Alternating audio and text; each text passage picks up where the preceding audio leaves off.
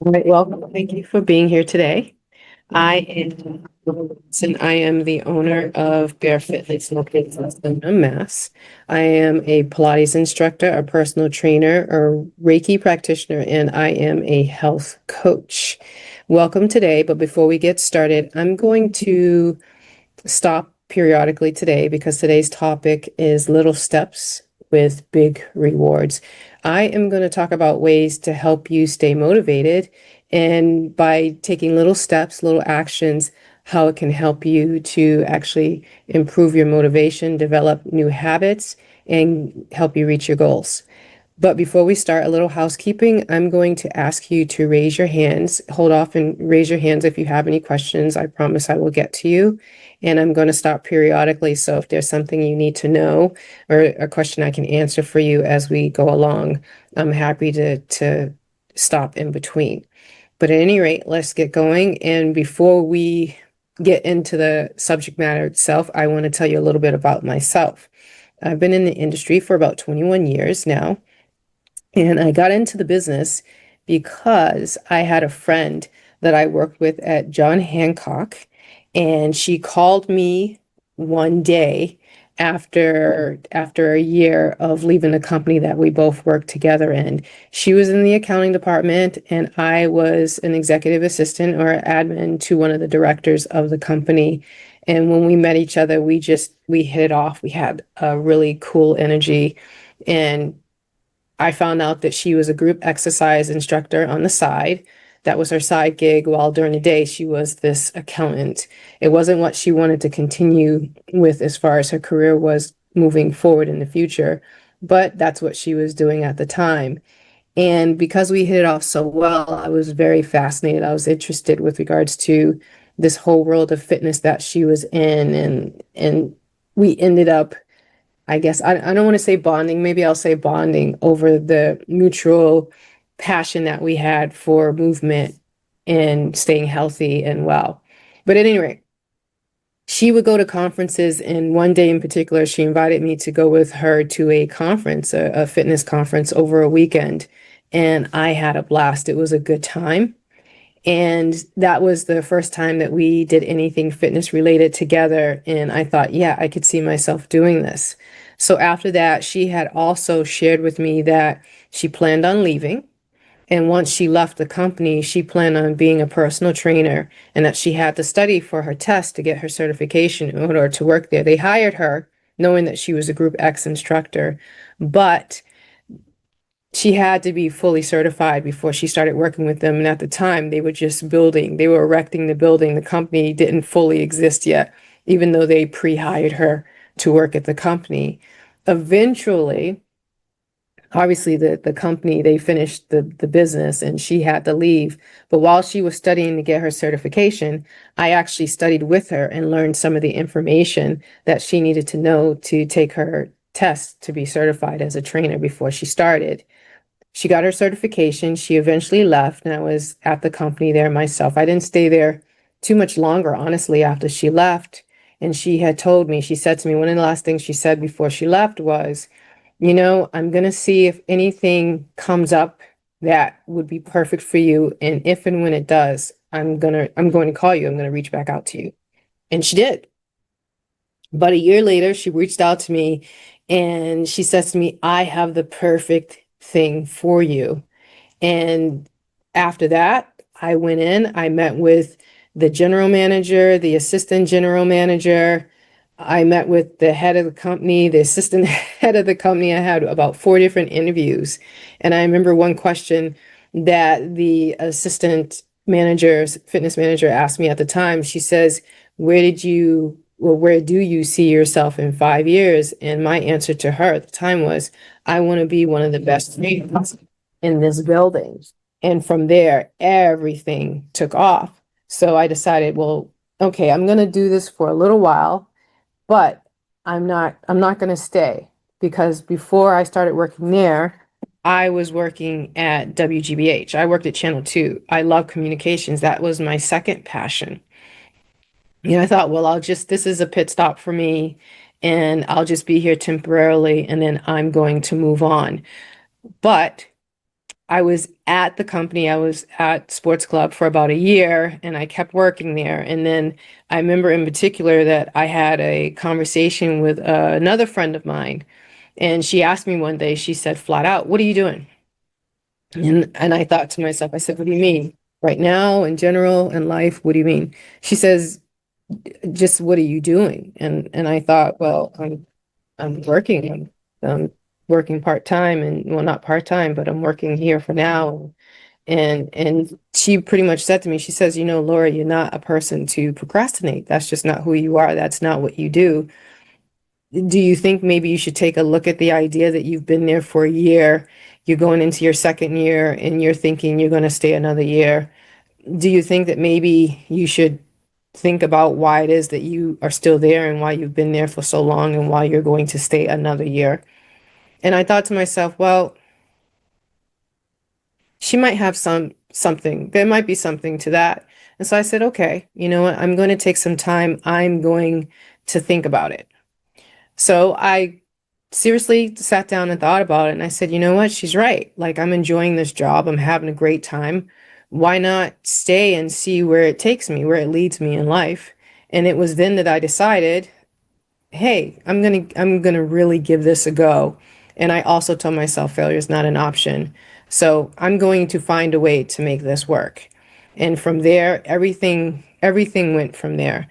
And as I was there and building my career and my reputation as a trainer, eventually what happened was management from the Sports Club LA, they what is now Equinox, approached me and he asked me if I would be willing to be certified as a Pilates instructor. Now, mind you, this is quite some time ago. So at the time, it wasn't so easy to find a Pilates instructor, especially good ones, to be frank. And at that point, I thought, well, yeah, you know what? It would be good to break up my day because I was working 12 to 14 hours. I'd be in the building pretty much all day, 6 in the morning to sometimes 8:30 at night, which it's a grueling schedule for anyone who's ever worked this number of hours at one time. However, I thought, well, this is a great way to break up my day, so I decided to get my certification in Pilates. It took me about a total of 3 years to complete because I was traveling back and forth to New York to do it. And no, in Massachusetts at the time, there was no one place to do it because I'm classically trained. Essentially, that just means I learned how to teach Pilates from the people who were originally trained by Joseph Pilates himself. So it took me a little bit longer. It wasn't a 3 month course of taking classes and getting hours and so on and so forth. It was something much more involved than that. But at any rate, if we fast forward, that's where I am today. That's what I do at Bear Fitness, my studio. As I mentioned before, I am Pilates, personal training, Reiki, and health coaching and nutrition food. That's the other part of it. And if I want to be a little more personal, I want to share something else with you because what we're going to delve into today is about motivation and staying focused and reaching your goals. So I need to talk about myself a little bit more, and I promise I'm going to move on to hints and tips and everything you need to help you reach your goals and build new habits. But before we do that, my other story is so a couple of years, about 3 years ago, max, right after COVID, I started having a lot of pain in my lower back. And it turns out that I had or have three herniated discs unexpectedly. And people would ask me, well, hey, what happened? You have three herniated discs. What did you do? And I said, I have no idea. I'm a personal trainer and I can't tell you what happened to my back. Now, just for a little bit of history, a backstory to the story, I have had back pain in the past from previous car accidents, and I could tell you what happened there, obviously. It speaks for itself, but I couldn't tell you why my back was in or why I was in a world of hurt at that point. And so basically, as you can imagine, I was in a lot of pain. It hurt to sit, stand, lie down. It just hurt to exist at that point, just because I was in so much pain, but I couldn't tell you what was going on. I started out by trying to get a massage to resolve the problem. When I started feeling tightness, that didn't help. I went to my chiropractor. to get myself straightened out. That didn't help. And after that, I remember being on my bed the weekend after I saw him, thinking to myself, I'm in so much pain. I don't know what I'm going to do. I was on my bed, lying on my bed the entire weekend. On Monday, I went back in to see him, the chiropractor, and he tells me, I think you have some nerve pain. I think you should get it checked by your doctor. And which time I got it checked with her a couple of days after that for her to tell me I had a herniation. At that point, I thought I only had one herniated disc. Comes to find out, after doing an MRI, it took a while to discover that I had three herniated discs. For again, anyone who's ever had one of those, they know it is not fun. But at any rate, so my schedule at the time for recovery was going to the physical therapist 3 times a week, having acupuncture 1 time a week. And that was the beginning. I did that for 6 months consistently. I did not stop. The pain got better. And then the summer rolled around. I took a mini break and then I started up again. Physical therapy again, but only 2 times a month because, well, excuse me, 2 times a week. Because as I mentioned, I started feeling better. And then eventually I started doing Reiki once a month. But the Reiki did not start until I started meditating. At some point, I decided, well, you know what? I think I'm going to start meditating. And I noticed an immediate change when I started meditating. When I started meditating, there was less pressure on my back. I felt better and the pain seemed to dissipate. So I said, hey, this is wonderful. I'm going to keep doing it. So I started doing it twice a week. Well, excuse me, 2 times per day, not twice a week, more than twice a week. So this was my new routine, and I was going to physical therapy twice, and everything started getting better. It was fantastic. And at some point, and I recognized eventually, hey, I think I'm on my own healing journey. And it also was pointed out to me that 9 times out of 10, what was going on my back with my back had to have something more to do with some internal healing that I probably needed to work on. And I thought, okay, well, great. If this is what I need to do, then this is exactly the direction I'm going to go in. And that's where the Reiki came in. The person who was working with me on that Reiki, I was on her table and I worked with her for a little while. And then one day I approached her and I said, I want to do what you do. Who taught you? Can you, can you send me to your leader? I want to learn how to do this too. And so she did exactly that. And Grace, who is actually one of our she's actually our keynote speaker. She actually is the person that I was referred to help attune me to do Reiki. And I had always been that instructor who always believed in working with people from the inside out, but now I really did. And that's more or less my story. And the reason why I bring it up is because when this all happened with my back, I had a lot of fear. I thought I was going to lose my business. I wasn't going to work. I never was going to be better, that I might have to have surgery. They were going to give me all kinds of injections. They were trying to give me I mean, you know, my mind was racing. I thought, what is my life going to become if I am disabled? And it was then that I kind of had a realization that I needed to get some things together for myself. And again, that was part of my healing journey. And so everything began. And I started to realize that self-empowerment is key. It's important. And so I want to share professional information with you as a trainer, but just know that obviously I have this technical information when it comes to working out, but the information that I will give you is also information that will carry over, not just in regards to being healthy, well, and fit, but it also can carry over into your professional lives, your personal lives, whatever you're doing moving forward. I just hope that you can utilize some of this information in other areas. So once I started feeling better, obviously I started working out again and doing things normally. I started feeling more confident. I felt stronger because I wasn't feeling strong anymore because I couldn't move the same way. I couldn't move as well, but I gradually had to move back into what I was doing before. And then I started feeling like my old self again. So what is self-empowerment? Let's start. We're going to jump in now. I know it took a while, but here we are. Self-empowerment, basically, it starts with you. It's about you, for you, all you, most of the time. Not all the time, but a lot of the time. And why is that important? Well, it's important because I believe in giving to self first in order to refer out, to give to others, right? Because if you can't pour from an empty cup, I mean, that's true. As cliche as it sounds, it is real. So how do you start? Where do you start? We're going to talk about with regards in of self-empowerment, we're going to talk with regards to being fit, helping yourself mentally, and starting from the inside out intrinsically to reach your health, wellness, and your fitness goals. We're going to talk about goals, motivation, what you eat. And so even though a lot of people often will think, well, if I work out, I'm going to lose the weight, and don't always pay attention to the food, there's a saying that bodies are made in the kitchen. It's very true. Working out is just a part of everything else that you need to do. What you eat is also very important. Notice I didn't say how much you eat, but what you eat is absolutely, it's valuable. It's something you want to give consideration to. Now, another part of that is genetics. Yeah, you can't help who you're related to. So I wouldn't even worry about that. But even if genetically there are certain things going on within your family or your line, your genetic line, that doesn't mean that you can't look the way you want to look and feel the way you want to feel. It's just you have to be realistic about the possibilities.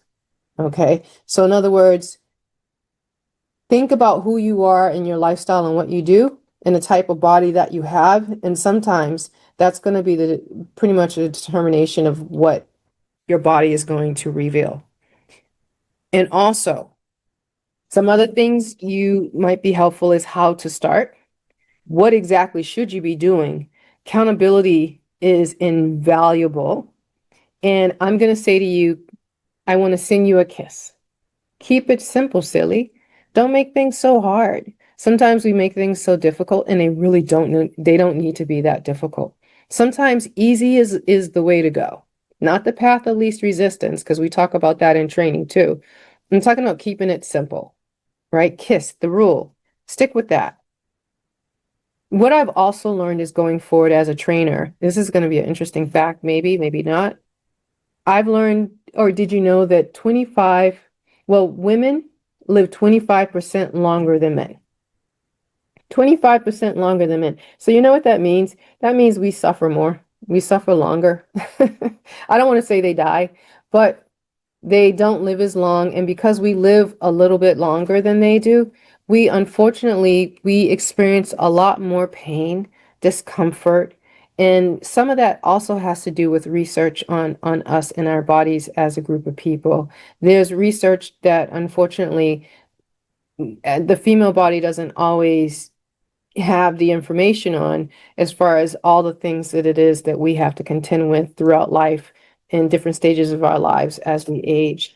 And another part of that is it's so easy for us to get caught up in the day-to-day and the obligations of everything that we have in our lives. And that can be with regards to family, going to work, our significant others, and pets, they count too.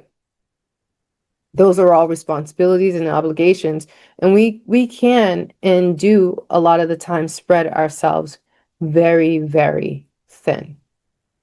What I also recognize is that community is extremely important. Matter of fact, I think it's necessary. If anything, my 2 decades of working in this industry have taught me and shown me is that having community it's invaluable.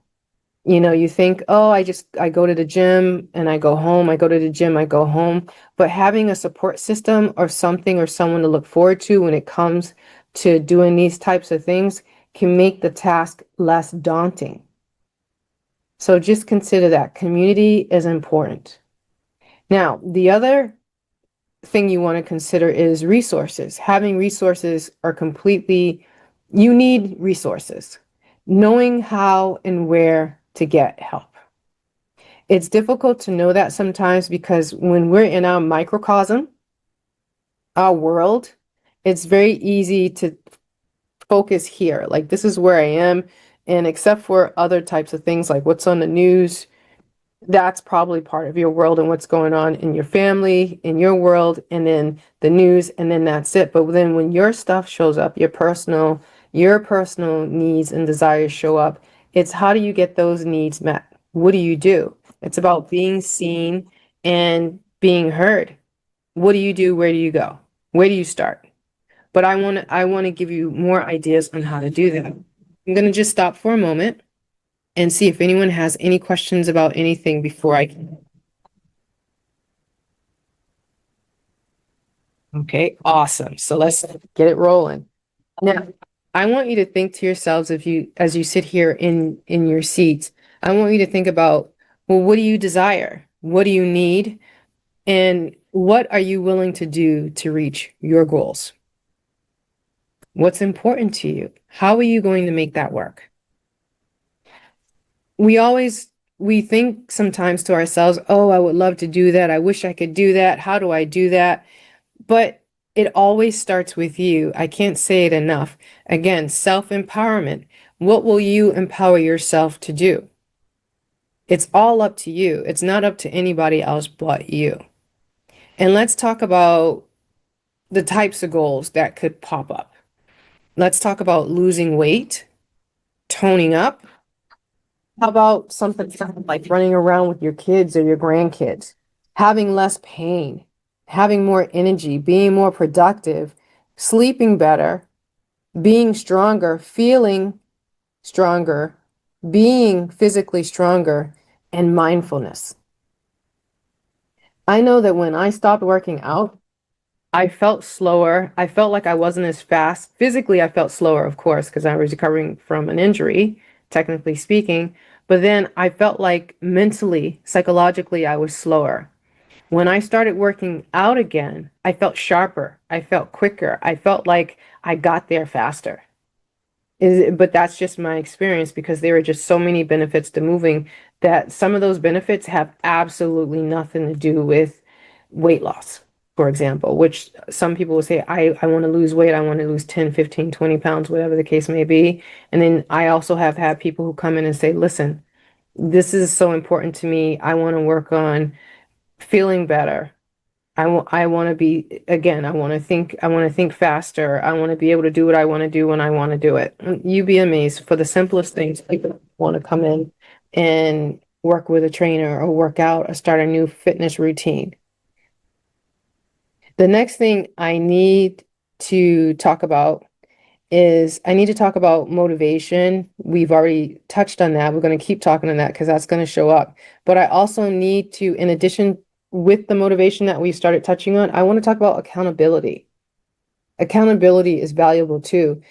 Sometimes you do need someone to check in with. Sometimes you do need someone who's going to hold you accountable to what you're doing because then you show up. I've also had a lot of people say to me, you know what, I want to make an appointment with you. I want to get on a schedule because I know I have to be here. If I know I have to be somewhere, I know I'm showing up. And that seems to work for a lot of people. And again, I understand motivation is not so simple. It comes and it goes. But what I'll also say is because of that, motivation is going to depend on a lot of factors because you're all different. You all have different lifestyles. You all have different obligations. Each and every one of you, you're different. You're unique. And that's not a bad thing. That's a good thing. But the trick is you have to find what works for you always. So I cannot talk about motivation without adding in, I got to throw in discipline now, right? Because we talked about motivation, we talked about accountability briefly, and now we're going to throw in discipline. For me, the definition of the meaning of discipline is about self-love. It's still self-love. It's another terminology, another way of saying, I love myself. I'm going to do this for myself. I love myself so much I'm going to put myself on a schedule. I'm going to pencil myself in and do the things I need to do for myself so that I feel good.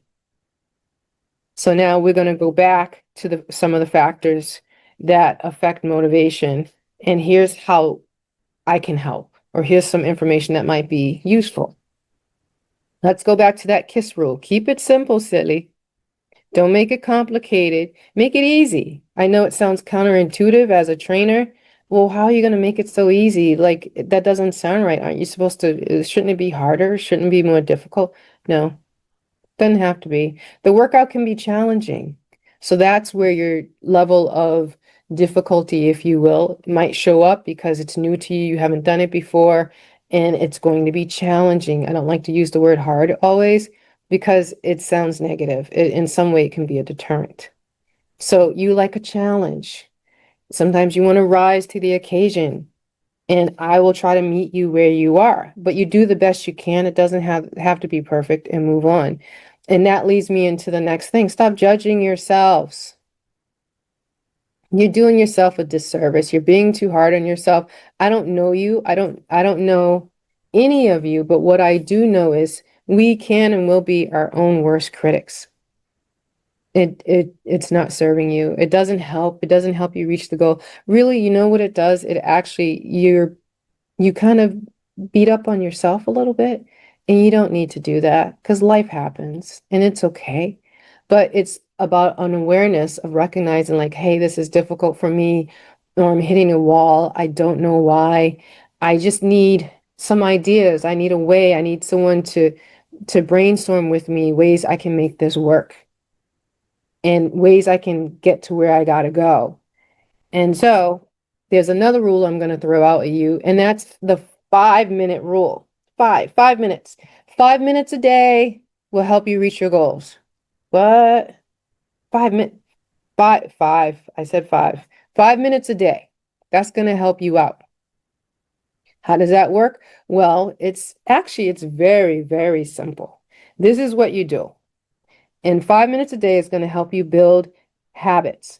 You're going to start with small actions. I'm going to give you an example. Here's an action. Well, let's see. I know I want to lose weight. So how do I get there? How do I start losing the weight? Think about it.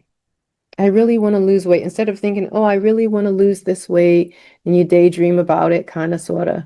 You're like, I want to do it, but I don't have time, so I'm just going to leave it out. I'm not going to try it all. Or I've tried before and it didn't work. So this is what you do. You think about how to start. How can you take 5 minutes, and you can think about it and move on to the next thing. 5 minutes goes very quickly. There are 24 hours in a day, and you're probably sleeping close to 8, maybe, maybe 5 to 8, maybe 4.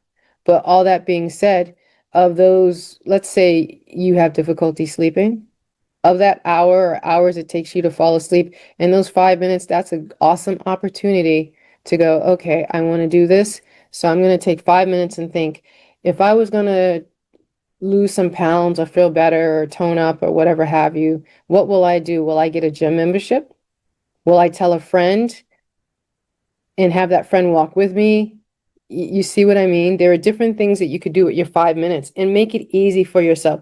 Don't think you have to do something complicated. You don't, or you can jot down 5 ideas, 5 ways you can get started on your fitness or your health and wellness journey, whatever that looks like for you. Again, stop judging yourself by how much you do. "Oh, I didn't do too much today. I didn't do my 5 minutes today." Okay, tomorrow's another day.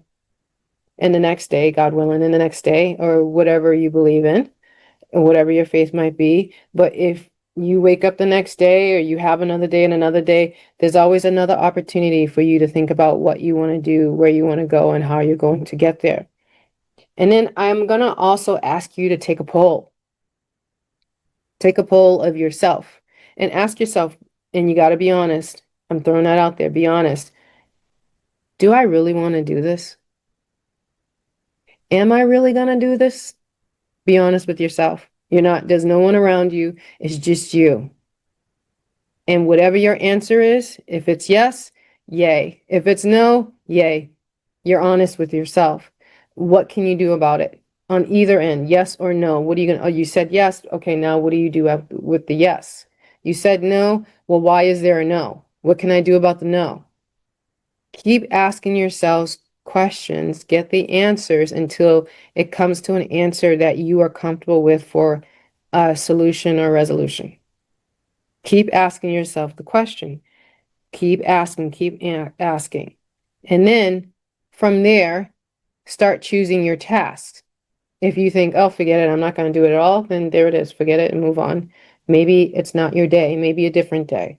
You'll be willing to look at it and from a different perspective.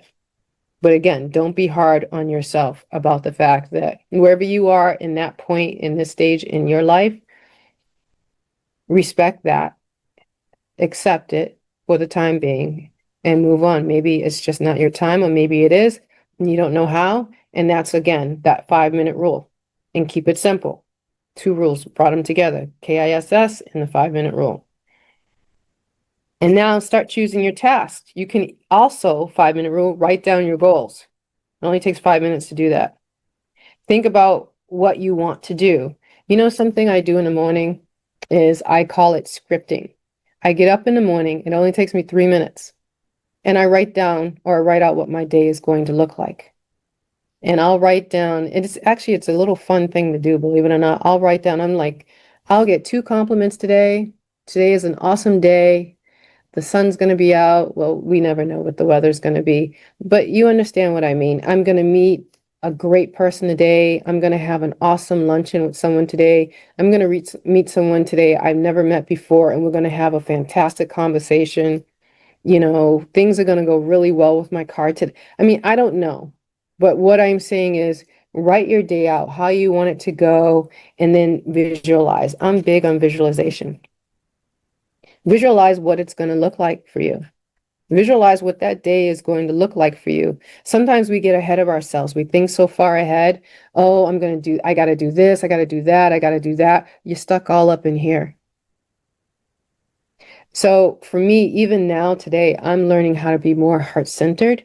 So sometimes up here, this is meant to solve problems, but we're solving way more up there than we should. And it's unfortunate in some way, shape, or form because it gets really black and white. It's extreme versus sometimes we really do need to be a little more heart-centered and lead from the heart and think again about what we want, what we need, what's important to us. How do we really feel about that? It's about regulating emotions too. So once you get to that point, you visualize, you can see what you're doing. You know, like I said, you could read articles, write a note to yourself. Okay, what else do I have going on? If I write a note and yeah, that's what I can do. Encourage myself, put a sticky up, call a friend, phone in a friend. It's like a game show. Tell your husband, tell your kids, tell somebody, anybody who'll listen to you, your priest, your grandmother, I don't know. Talk to someone, and they can also be your cheerleader. Get yourself a cheerleader. I consider myself to be a coach, obviously, which really means I'm a professional cheerleader. That's what I do. I'm a cheerleader. I cheer. Yay. But you get what I'm trying to tell you, right? But it's all up to you. It's for you, by you, all up to you. It's all within your control. You decide. Now, I'm going to stop moving to the next one because we're going to talk about food now. I'm going to talk about how to eat to reach your goals. Any questions before I move forward? And remember, feel free to raise your hand and I'll get to you as soon as I can. Okay, fantastic. Now, how to eat. So I'm all about intuitive eating. I'm all about listening to your body. Listening to your body. See, I think for me personally, I found that one of the biggest things I recognized about myself was when I had my herniated disc and everything was going on, in some ways, I took my body for granted. I have been fortunate to pretty much move the way I want to move or wanted to move. I would decide and my body would go right along with me. I say, I think I want to go do this thing over here. My body would say, okay, let's go. And I've worked with all types of people and all types of bodies. And I didn't recognize how fortunate I have been. I did, but I didn't fully feel and realize it until it was threatened to be taken away from me, or what I thought was going to be taken away from me. And that kind of put a lot into perspective for me. So I say that to you in a way of listening to your body is incredibly important. If your body says it's tired, it's tired. Listen, sometimes we have to push through because of the position that we're in. And then there are moments where if you can take that break, honestly, take a break, take it. Even if it's 5 minutes, 10 minutes. 5 minutes can just be a quick meditation also. You define your 5 minutes. I don't want to define it for you. It's really up to you. Intuitive eating for day to day. Have you ever been in a store and I had to do this a couple of times when I'm hungry. I usually don't go to the store, go grocery shopping when I am hungry because I'll buy everything in there. I love Cheez-Its. I saw a box of Cheez-Its. I thought, oh, these look really good. And I was hungry. I was so hungry. And I picked up a family size box, put it in a cart. I wheeled it around in that cart for a little while, and then I wheeled it right back and put it back on the shelf. I put it back because I knew I was hungry. I love a good Cheez-It though, let me be honest. But it's not something I eat on a day to day. Honestly, it's a treat that I would have every once in a while. And I thought to myself, you know what, Laura, put it back. You don't need that right now because I could hear the little voice. And I put it away and end the story for me. And I know and I recognize it is not always that easy because if I'm being honest, we eat for different reasons. Your relationship with food is a personal one. And we don't always like to share with others what we eat and how we eat and why we eat. And so that's understood. And you're right, it is personal and you can't keep it to yourself. And it's not everybody that you want to talk to about that. And I get it because this is the nature, this is part of what it is that I do on a day-to-day basis. And that's okay. But eating is important. And it's not always about eating less food. That's not always the solution, if you want to know the truth. I know it's easy. You would think I would say to you, eat less. Don't eat this, don't eat that. But it's really not about always eating less, don't eat this, don't eat that. There is don't eat this, don't eat that. But there are usually reasons for not eating this or eating that. If you hear that little voice that says eat less or eat it, but not sure, or start there. Where is that coming from? Why are you hearing that? Is that you berating yourself? Is that you honestly saying, I eat so much of this, maybe I should take a tiny break just for a little bit and then come back to it again? And just so you know, food is actually energy. Food is tasty. It can be really good. We enjoy that. We like good company. We sit with people we care about, or we go out and we have food. And that's great. But think about it. You're a living, breathing machine. Like any type of car, finely tuned vehicle that's sitting out there, it needs fuel to function properly. So do you. Now, another way of dealing with this is eating chopsticks. So if you notice the three pictures that I have here, there's one picture in between here that is broccoli and shrimp, and there's some noodles under there. Something like this, if you eat with chopsticks, I recommend eating with chopsticks because you're going to eat slower if you eat with chopsticks. It's going to take a while for you to finish your food. And why is that important? Well, it's important because it takes a while for the signal from the stomach to get to the brain. It's going to take somewhere between 15 and 20 minutes to be exact. And you can eat so much more food before that happens, more than you probably would once you feel like you don't need anything else to eat, like you're full, feeling a fullness. Okay, so just keep that in mind. So eating with chopsticks, eating slowly, drinking water 3 times a day, which is great for so much, is great for helping you clean your system, purge what you don't need. It helps with blood flow. It helps with weight loss. It helps with protein carriers to help break down your food in your stomach. Water does much, much more than we truly, really recognize. So water is going to be valuable and it's going to help you process everything, to burn calories, to lose weight, to burn fat. So you want to think about water, and I usually mention maybe have a cup of water at each meal marker during the day, like lunch, breakfast, dinner, all the things. Try to maybe have your water around then if you can't carry a bottle around with you. Stop eating before you know you're full. And another way to do that is to also leave something on your plate. Always leave a little something on your plate. If you leave a little something on your plate, by the end of the week, those are calories that you don't have. 500 calories a day for 7 days adds up to 3,500 calories. 3,500 calories equals 1 pound per week. So imagine if you have a 3,500 calorie deficit in 7 days. That means that's 1 pound that you actually lose. 500 calories a day. It's an easy way to do it. And 500 calories, believe it or not, is not a lot of food, depending on what type of food that you're eating. 3,500 calories, 1 pound. Right there, boom, you lost a little bit of weight. So I would say also add a protein with a carb. And that doesn't mean meat and bread. That's not what I'm meat and potatoes. That's not what I'm saying. I'm saying some form of protein. It can be plant protein. It could be plant. Vegetables are carbs too, by the way. You know, there are whole grains, brown, there's quinoa, but this is just an idea. I always say to people, try to add a protein and carb together because it gives you a feeling of fullness. It's going to help with you not being hungry as quickly.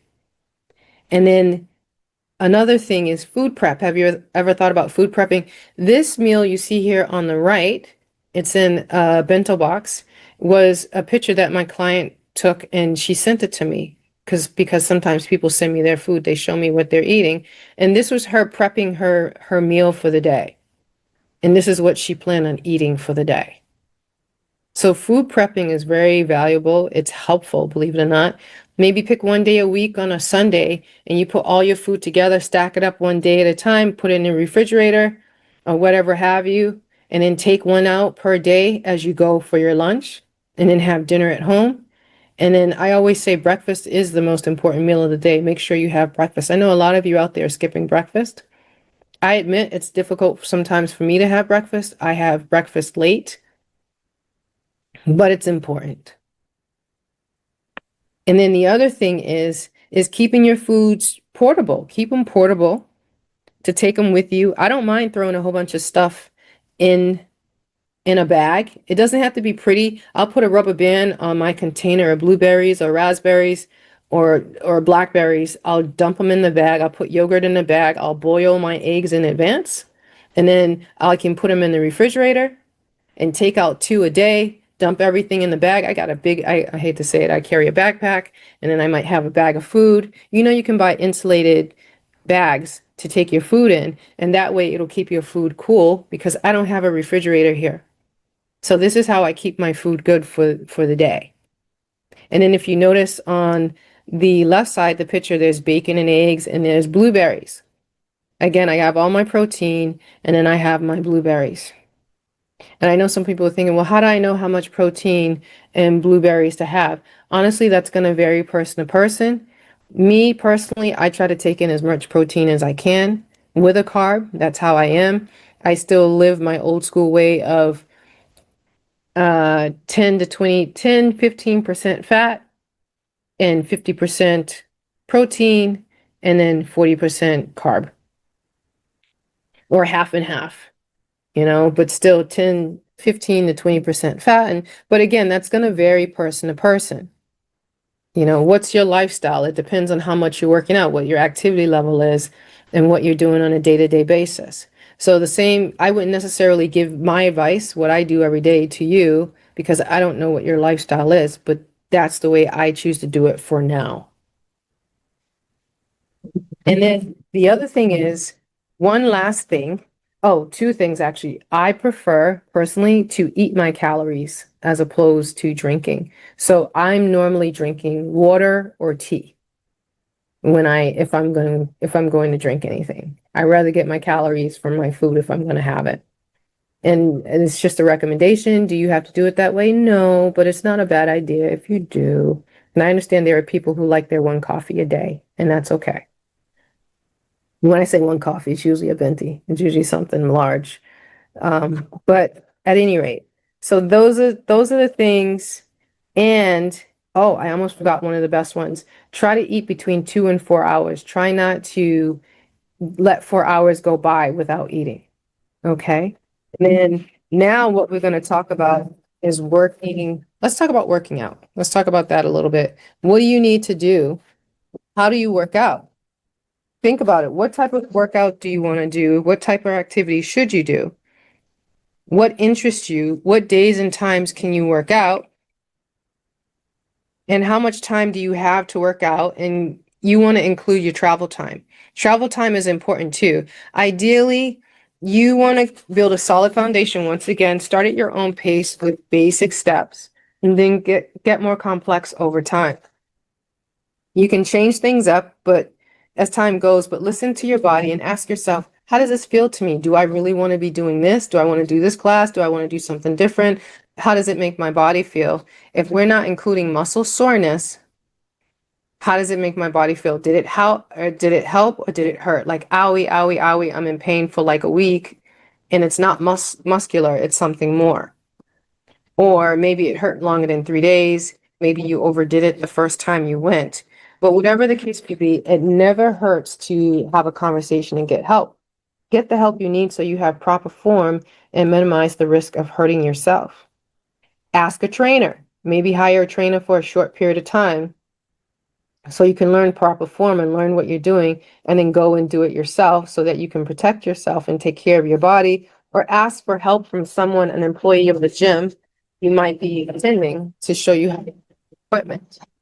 Also videos, you can take a class. There are different types of workouts. You can do Pilates, yoga, resistance training. You can walk, you can box, you can run, you can do a HIIT workout. There are so many things that you can do. So many things, but start at your own pace, whatever the case may be. And how do you work out? Because I believe working out is your fountain of youth. You can get excited about what you're about to do, this new endeavor that you're taking on to take care of yourself for the new you, or you 2.0. Again, 3 times a week at a minimum of 30 minutes each day, from a low to moderate to even a high intensity, depending on who you are in your life. You need to increase your heart rate in order to burn calories, to burn fat. Once again, it comes up the C word. Consistency is going to be key. The more often, the more time you get in, more time under tension, the more likely you are to see the results and benefits of your work. The other thing is you want to invest in yourself. You're already investing. You're going to take these classes, or you join the gym, or whatever the case may be. You're starting to spend money on yourself to help yourself feel better, get fit. What about some new clothes? Maybe that's something that's going to excite you. Get some new shoes. You definitely need shoes. You want to make sure you have proper foot attire. There are too many times that I've had to have conversations with clients about their shoes because their shoes do not support the type of activity that they are going to do. Shoe footwear is so important. I can't stress it enough. Find yourself a nice outfit. Find one that's comfortable for you, what's nice for you. That could be what it looks like. That could be how it feels. That could be both. But you don't have to spend a lot of money on these things. I would recommend investing in a good shoe. And as far as the clothing is concerned, you can buy clothes on Amazon and find good quality and not spend and not break the bank. It doesn't have to be expensive like some of the brands that are out there right now. You make it work for you. And you want to do whatever you can to make what you're going to do real by investing in you, and you are absolutely worth it. So the last thing is body transformation. You want to transform your body? How do you want to lose weight? You want to look a certain way, but why is it important to you? Why would you like to change? What's important? What makes it valuable for you? Is it about how your genes fit? Do you want to move better? Do you want less pain? Have you gained weight in areas that it's difficult to lose? Are you low energy? Do you want to be the best you can be at any age or stage in your life? Or do you just want to feel more confident and be comfortable in your skin? Ask yourself these questions, and again, be honest with yourself. Take a poll. If it doesn't challenge you, it's not going to change you. And that's the point. It's got to be a challenge in some way, shape, or form. But that doesn't make it impossible. It just means it's going to be a bit of a challenge. And last but not least is think of yourself as a butterfly that hasn't come out of the chrysalis yet. That's what you are. You're the butterfly. So let's just run through very quickly. Success. How do we obtain success? How do we become successful in our endeavors to reach our goals at any part of our life? Many will stop their new routine because they think they don't have enough time. There are time constraints. And how many times have you said this to yourself? I've said it to myself. But life can and will get in the way. So what do? Consistency is key. Plan, get on a schedule. Don't overthink it, just start. Put yourself down on your calendar. Balance is key. Try to maintain. It's going to vary person to person. Your life is your life. Your life is going to be different than your next door neighbor's. It's not just about working out. It is about the journey, believe it or not. Mindset is important. It's also about the mindset. Think of I'm going to or I will statements. I am, I will. Visualize your new endeavor, where you want to be, what it looks like, desired results. Visualize that. We each have different energy needs, different need for food. What's yours? You got to figure out what yours is. Not hard. Don't overthink. Keep it simple. Food and drink are important. We have different lifestyles. Keep prioritizing yourself. Honor yourselves, honor your bodies by listening to what it needs. The mind, body, and heart connection are helpful to help with managing stress, finding your joy, having better health, moving better, lessening pain, and moving the body itself is going to help with the mind, heart, body connection for flow, for release, and connection to give you exactly what you need, where you want to go. Finding balance it is difficult, but it's not impossible. Similar to motivation, maintaining your balance of trying to do all these things in your life, it's going to wax and wane, but don't be hard on yourself. Try to stay in a state of grace or put yourself in a state of grace. Treat it like a game. When you win, give yourself a non-food reward, a massage, a hot bath, read a book, binge on a show, snuggle with your dog, and get help. All hands on deck. Call in friends, family, whomever you need to come and help you out. Be a cheerleader, get your resources together. Investing in yourself is also about finding your joy, loving yourself. And almost last, not least, you're going to take up space. Take up space. It's okay. Take up space. Dress for where you want to be. Do what you, 2.0, the person you're trying to get to, dress for where you want to be and do what they would do and do it now. Embody that version of yourself. Start loading 2.0 right now. Does anyone have any other questions? I think we are at the end of today's talk. Is there something else, other information I could share with you and give to you that are going to help you on your journey, on your goals? If you have any questions going forward, this is the way to get in touch with me. Again, I'm Laura Williamson. I am the owner of Bear Fitness. I'm located in Stoneham. I teach Pilates, personal training. I am a health coach and a Reiki practitioner, and I offer all at my studio. You can call me, text me, you can scan this number, email me, check out my website, or even come and visit me. If you need anything else, I'm always here for you. I'm so happy that you made some time to be with me today. I hope that we cross paths again, but thank you so much for listening, and I hope to see you again real soon. Take care.